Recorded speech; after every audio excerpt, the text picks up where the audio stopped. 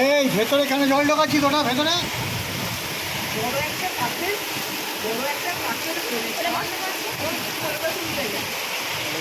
আমরা এখন বৃষ্টির মধ্যে আছি, আমরা বাড়ি ফিরতে পারছি না।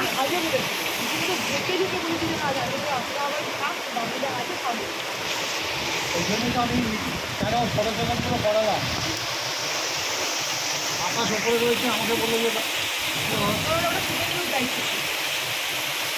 এই ভূমিকা আমাকে পালন করতে হবে।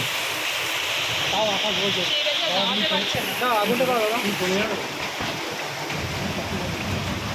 খেলা নিবি না কিন্তু না, আকাশ চলে গেল। হ্যালো।